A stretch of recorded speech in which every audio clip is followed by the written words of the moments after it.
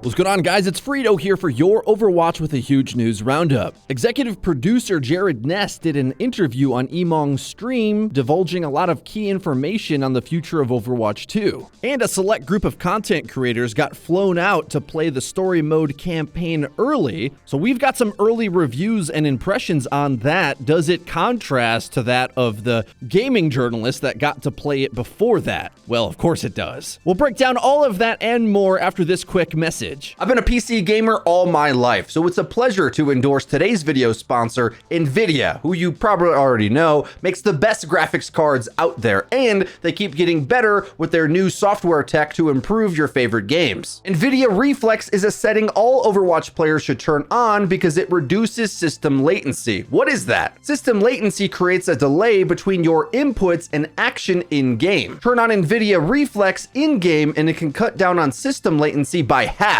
This is massively important in a game like Overwatch, which requires precision timing in order to compete. Trust me, I know. I went from playing on a laptop for a few months to back to my big PC gaming rig, and it is a massive competitive advantage. It makes you feel like a superhero to get performance that NVIDIA gives you. NVIDIA Reflex works all the way back to their 9 series of cards. You can get the best performance by picking up their 40 series of cards. The 4090 is getting Overwatch to run at truly insane settings. 360 frames per second. Are you kidding me? Yes, you want that. You can check out more about NVIDIA's industry-leading performance and in-game settings by clicking the link in the description. Turn on NVIDIA Reflex in Overwatch, and thanks to NVIDIA for sponsoring today's video. First up, let's take a look at KarQ's tweet giving an early review of the story mission as well as the new game mode Flashpoint. He lists the pros of the story mission as follows: great voice lines and dialogue, the environment, art, lighting, and immersion are beautiful. You can blow up different parts of the Omnics, and it progresses the story. Says there's a decent fleshed out cinematic before and after the main mission. Now, KarQ is going to rate the campaign mission pretty low, to be honest. But I think based on the pros that he gives it, a lot of casual players will probably find it pretty fun. Now let's look at the cons according to KarQ. The enemy AI felt linear, the game was easy to clear, and they only had access to the expert difficulty. He doesn't know about legendary mode, which maybe would make it harder. He said there was no time to explore the map and lots of sit in one spot and pew pew pew, which all of this sounds kind of like the COD campaign I'm sort of assuming it will be, for better and for worse. Sort of an on-rails mission where you get to experience the story, have some fun dialogue to go through, and I think especially for those that aren't super hardcore in Overwatch already, it'll be fine. But seeing as the business model for this is for players that already play PvP, it's a bit odd that that's the product we're going to be getting, and makes me a little worried that it's going to be able to really find its audience. KarQ concludes in saying, overall, it's a 6.5 out of 10. I think there's a lot of untapped potential they could explore for future missions. Productive Q&A session with the team for feedback was given, and they were very receptive to it. I mean, I gotta be real, that's a pretty big yikes to give a 6.5 out of 10. Now, granted, I've been talking about Diablo 4 a lot recently, and a lot of the really hardcore action RPG grinders rated Diablo 4 pretty low as well. So I wonder if we can put this score as a modifier for the most hardcore top 500 type player, KarQ, who really wants a very narrow experience. Is that going to be graded lower? Because, well, it's not like he was necessarily saying he was super hyped for a campaign. He just tried it. And in fact, goes to say that he is more of a PvP player. A thing I find kind of odd about this is that for many years, Activision Blizzard succeeded in shipping out a new Call of Duty, which effectively had multiple pillars attached to it. One of the crowning successes of that franchise, which, you know, was kind of beaten to the ground, then revived. But it had the alternate zombies mode, the multiplayer that was competitive, and the single player, which is like entirely a different thing. But they eventually started moving away from that, even taking the single player entirely out of some of the games, or focusing on the free-to-play Warzone with more emphasis. So Overwatch seems to kind of be going backwards in that way, where it's a campaign that's going to be built for a different kind of player base, but sold in a way that it's through the funnel of the PvP player base, which makes me curious if it's even capable of finding its audience. We'll talk more about that when we get to the Jared Ness interview. But first, another tweet from a streamer that went to the event. Eskay says, I got to try Overwatch PvE early. It is an awesome experience the first time you play, but there is virtually no replayability once you beat Legendary. We did have a great feedback session with the devs, and they were very receptive, so I have high hopes that'll change soon. I have an issue with so much emphasis on this word replayability when it was very clear from the change and downgrade that is clearly not going to be what we'll ever get, which is why I'm such a stickler on calling it a campaign, because story campaigns are intended to not have replayability, at least most of the time. This is why these marketing terms are so important, and that if you use a more broader term that can encompass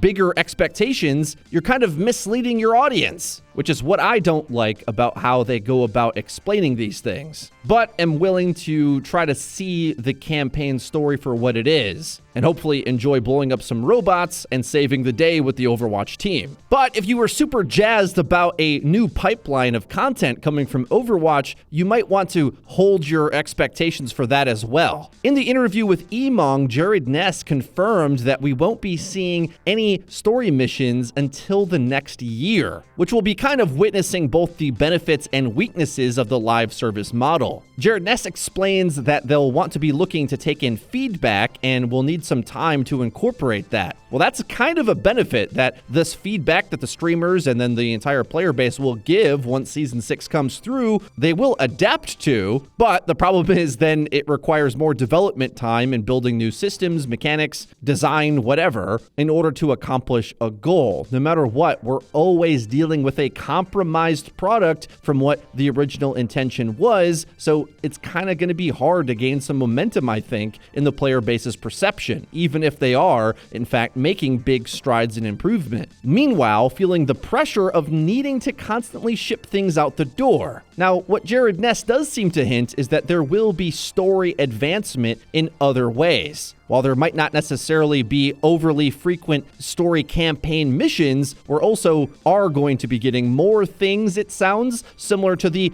Genesis short mini cinematic anime thingy that's going to be on YouTube. I've seen a lot of mixed responses on that online, and, well, some people are happy to have anything, and others are kind of disappointed that it's only going to be like 5-minute episodes. I mean, at what point do they start calling this mini-series a micro-series? That might feel a bit more accurate. I will say, since it is kind of prequel in nature, I suspect it's probably better that they err on the side of it being too short rather than it being too long. I don't know how interesting just the backstory of Overwatch can even be, so I'm kind of happy with it being shorter, but on the other hand, the Overwatch hero cinematics almost feel like longer, more substantial things than that. But again, with all of this, we're kind of just the beta testers for this new Overwatch 2 vision. Remembering, of course, that so many of the main Team 4 team that originally started the project have left. And something that I've noticed is that Jared Ness in his interview often talks about the team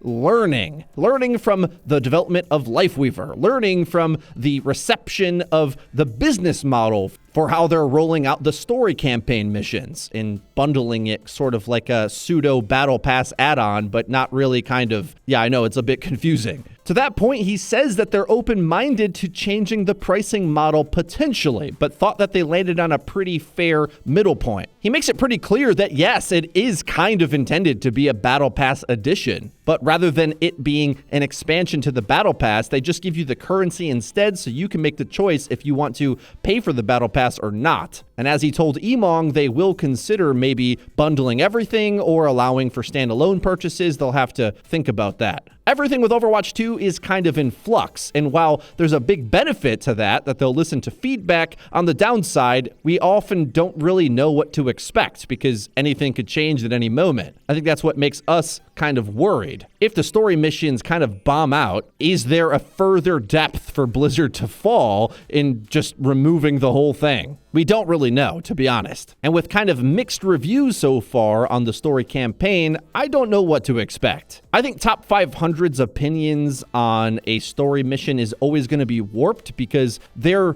got the mechanics to like brutally dominate the game and not really feel much resistance. Also, they weren't even playing on the hardest difficulty. Why they weren't, I don't understand that at all. Seems to be kind of a wasted trial in that regard. But an average player who has like, let's say, metal tier mechanics in the game might actually feel like the game's a bit of a challenge and have fun blowing up the bots and saving the day with the Overwatch team. So despite even these negative reviews, I'm a bit optimistic still, because I don't think the things that they're describing are things that casual players would necessarily dislike. Because at the same token, while this endlessly replayable idea and super hardcore gameplay appeals to a small minority, I think it's better to view the hero mastery missions or just the PvP at large to be for those players, and gear our expectations for the campaign story missions to be adjusted accordingly. It just seems kind of odd that we keep talking about replayability for a story campaign, like COD's been out for 100 years, and I don't think anyone's ever asked that question ever. One last piece of news that I was really excited to share with you guys, a heartwarming story in the Overwatch community. J3 is a streamer who has been in the scene for a very long time. I remember watching him when he had just hundreds of viewers, and now he's one of our top content creators. In the sort of mini documentary on the streamer for the Florida Mayhem, it details that J3's mom got diagnosed with ALS and only had 18 months to live. With no health insurance, they went into massive debt trying to save his mother's life. Unfortunately, they weren't successful and put the family into financial ruin. Well, J3's content has seen a big uptick since Overwatch 2's release.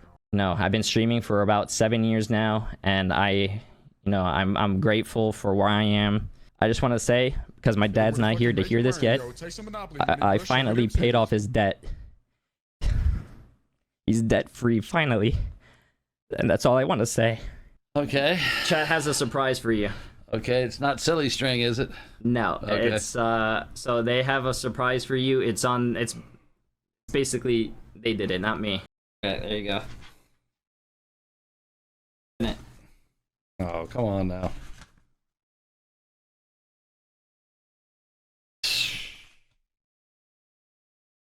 I don't even want to open it. Open it. What the what? The debt's paid off. Come on, man. Oh, man, you brought me in here. Oh, Lord. I guess I don't got to work anymore. God bless y'all. God bless. And look at as huge as right.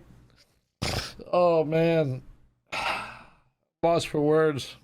What an absolutely beautiful moment. Congratulations to J3 and his family. I hope that made you as happy as it made me. If you enjoyed this video, please be sure to leave it a like, and don't forget to subscribe and click the bell icon to actually get notified when our videos come out. You can support the channel by checking out today's video sponsor, NVIDIA, in the link in the description. That's been it for me. I've been Frito for your Overwatch. I'll see you guys next time.